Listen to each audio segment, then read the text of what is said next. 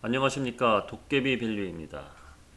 자, 증시 흐름을 말하기 전에 먼저 어제 제가 미국의 맨하탄에 거주하고 있는 우리 회원님이 있는데, 이분은 미국 주식을 합니다. 미국 주식을 하고 있는데, 장기 투자자죠. 장기 투자자. 그러나 이분이 아, 주식 시작한 지 얼마 안 됐습니다. 1년도 안 됐어요. 막 주식 열풍이 일어나니까, 뭐 우리나라만 주식 열풍만 일어난 게 아니에요. 주린이가 우리나라만 있는 게 아닙니다. 미국 증시가 그러니까 이분이 맨하탄에서 레스토랑을 하고 있는데, 코로나 때문에 되지가 않으니까 이제 주식에 손을 댄 거예요. 테슬라를 사더라고요. 테슬라를 샀는데 720달러인가 샀다 그러더라고요. 어제 와갖고, 제 고객이라기보다도 이렇게 가끔씩 통화를 합니다. 카카오톡, 페이스톡으로 통화를 하는데, 제가 한 달 전인가요? 860달러가 막 넘어가고 할 때, 제가 페이스북이라네.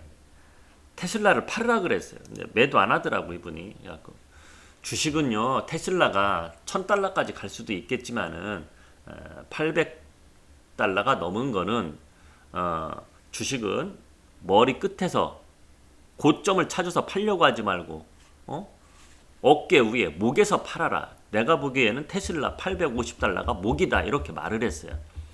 근데 이분이 어제 톡이 왔어요.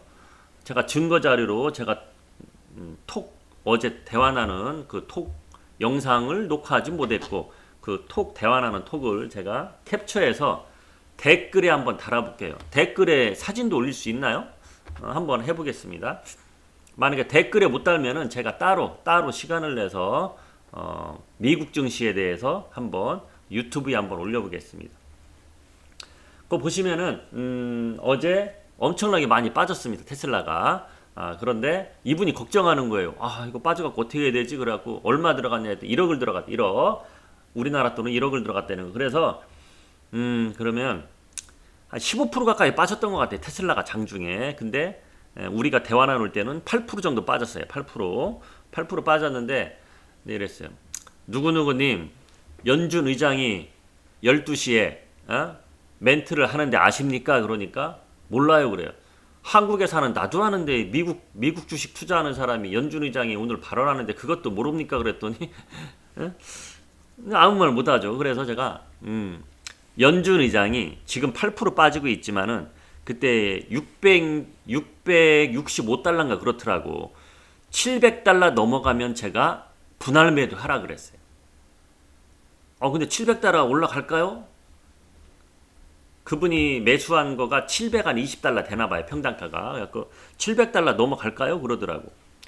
연준 의장이 12시에 멘트를 하는데, 거기에서 나쁜 멘트는 나올 것 같진 않다. 그러면은 반등이 아니고 하락한 부분은 어느 정도 올라갈 수도 있고 상승할 수도 있으니까, 상승 기대하다가 다시 떨어지면 또 매도 타이밍을 놓치니까 700달러 올라가면 분할 매도 하라 그랬어요.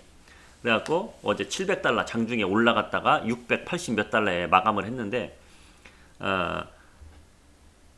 그래도 어제 50주 팔았다 그러더라고요. 50주면은 3분의 1 정도 판 건가요? 5, 6, 30. 뭐 그 정도 되겠네요. 50주 팔았다 그러더라고요. 그거 증거자료 아무튼 캡처해서 한번 보내드리겠습니다. 자, 미국 증시도 급락이 이틀 동안 나왔어요. 나스닥에서 나왔는데, 연준 의장이 이런 호재성 멘트를 해서 이제 아랫골이 길게 남기고 올라왔단 말이야. 올라왔는데 이것이 잠깐 동안 반등이 나올 수는 있어요. 그러나 이 반등을 이용해서 매도를 해야 됩니다. 저는 미국 증시 그렇게 보고 있어요. 그래서 우리나라도 똑같습니다. 자, 어제 하락이 꽤 컸었지만은 아랫골이 남기면서 받쳐줬어요. 그러나 코스닥은 그렇지 않았습니다. 코스피만 보는 거예요. 저는 근데 코스피 따라가는 종목만 지금 들고 있기 때문에 크게 나쁘진 않아요. 지금 코스닥에서 무너지는 종목은 바이오 종목하고 최근에 많이 급등한 종목들이에요. 그렇기 때문에 저희가 들고 있는 종목은 크게 현금 50%가 있기 때문에 걱정은 안 한다. 제가 어제도 말했죠. 현금 50% 들고 있는 이유는 지금 보유 종목들이 많이 빠져도 바닥을 찾아서 진입을 하면은 금방 수익 보고 나올 수 있다. 이런 전략으로 다 플랜 2까지 마련해 놓고 가는 거기 때문에 큰 걱정은 안 합니다. 자, 다시 지수를 가서, 그래서 오늘 우리 증시 반등 시작하거나 소폭 하락 시작해서 할 겁니다. 그러면 상승 시작하더라도 만약에 올라간다, 상승이 막 나와, 그러면 현금 비중이 50% 없는 분들은 조금씩 팔아서 현금 비중을 만드셔야 돼요. 다시 한번 말씀드릴게요. 반등이 나오더라도 반등한다고 좋다고 하다 더 먹어야지 이러지 말고 수익난 종목들은 조금씩 팔아서 현금 비중을 50% 만들어놔야 된다. 저는 제가 현금 비중 한 달 전부터 현금 비중 50%라 그랬어요. 그죠? 현금 비중 50%이면서 어떤 종목을 매수하더라도 그 현금 비중 50%는 남겨놓고 나머지 돈으로 매수한 거거든요. 그리고 제가 어제 카카오 게임즈 다시 종목으로 한번 가볼게요. 카카오 게임즈 보면 제가 며칠 전부터 말했잖아요. 52,000원대에 가면은 매수한다. 근데 어제 보기 좋게 51,300원까지 갔기 때문에 저는 추가 매수를 했습니다. 그러면 이렇게 반문할 수 있어요. 아니 저기 누구누구님 현금 비중 50%였는데 카카오 게임즈 어제 추가 매수 들어갔으면 현금 비중이 줄은 거 아닙니까? 주식 비중이 50% 이상 아닙니까? 이렇게 말씀하실 수가 있어요. 아니죠. 그런 분들은 제 멘트를 매일매일 안 들었단 얘기예요. KG 이니시스를 15% 가까이 수익 보고 매도했잖아요. 그 돈이 남아있잖아요. 안 그렇습니까? KG 이니시스 들고 있을 때도 주식 비중이 50%였단 말이에요. 현금 비중 50%랑. 그런데 KG 이니시스를 팔았으니까 그 돈이 남아있지 않았겠어요? 그 돈을 들어간 거예요. 이해 가시죠? 그리고 어떤 분은 오리온 추가 매수했다면서요. 하락에서 조정받을 때. 오리온도 제가 말했잖아요. 오리온 13.8% 수익 보고 14만원에 제가 매도했다고 지난주에 말씀드렸잖아요. 그죠? 14만원에 매도했다고 이날 매도했다고 제가 말했잖아요. 그리고 떨어질 때 이날이죠. 이날 제가 13만 5천원대 매수했어요. 그래갖고 어제도 제가 말했잖아. 하루 더 있다 매수했으면 좋았을걸요. 그랬잖아 제가. 그죠? 그런데 매도한 금액을 재매수한 거기 때문에 비중은 똑같다는 얘기예요. 이해 가시죠? 네, 그렇게 된 겁니다. 그래서 저는 현금 비중 꼭 50% 들고 갑니다.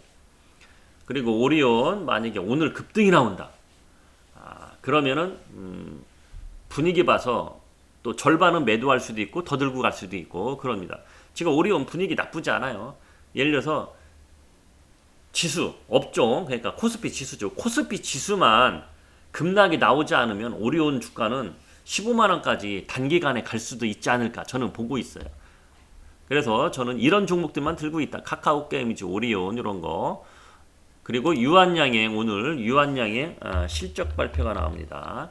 그래서 유한양행 실적 뭐 나쁘게 나올 것 같진 않아요. 그래서 최근에 우리가 6만 5천원, 6천원 요 구간에서 분할 매수 하다가 며칠 전부터 이제는 매수 금지 이렇게 제가 했죠. 오늘 실적이 좋으면은 괜찮게 반등이 나와서 이제 조만간 수익으로 가지 않을까 저는 그렇게 생각하고 있습니다. 그리고 유한양행은 코스피 지수가 3천이 무너지지 않는 한 6만원 밑으로 안 내려갑니다. 만약에 코스피 지수는 3천 버텨주는데 6만원 밑에 내려간다. 무조건 매수지 무조건. 추가 매수 이제 들어가는 거죠. 그렇기 때문에 뭐 크게 걱정을 하지 않는다 이렇게 말씀입니다. 그리고 다른 종목들은 제가 오늘은 언급하지 않을게요. 왜냐? 저희가 들고 있는 6종목 중에 그나마 괜찮은 종목을 말씀드린 거예요. 다른 종목은 그냥 가만히 보유하고만 있으세요. 보유하고만. 증시 흐름이 별로 안 좋을 때는 그 6종목을 다 보는 게 아니에요. 보유 종목이 6종목이면 그 중에 괜찮은 놈 두세 놈만 골라서 집중으로 보는 겁니다. 모든 것을 다 보려고 하면 안 됩니다. 집중 보는 종목이 따로 있어야 됩니다. 자, 그리고 삼성전자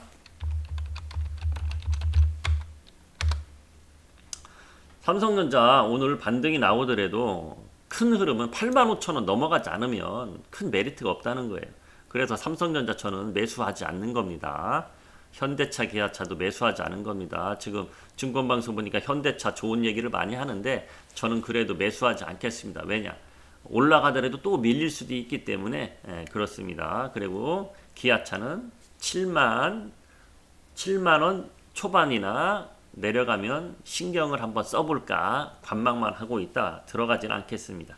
자, 그리고 오늘 볼 것은 저희가 매수하진 않겠지만은 어제 특징 종목이 있어요. 하나투어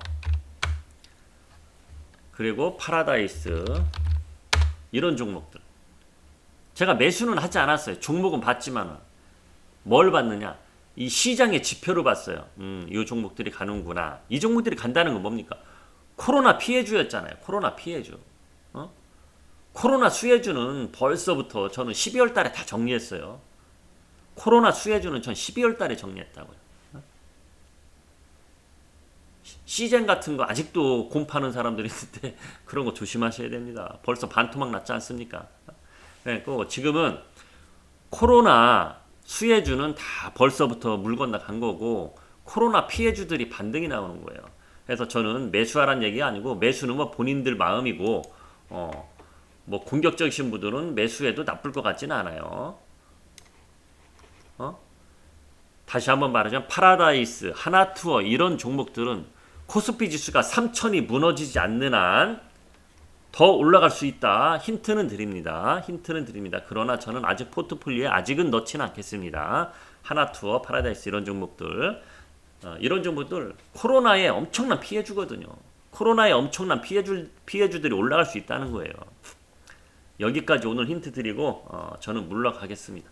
지금까지 도깨비 밸류였습니다.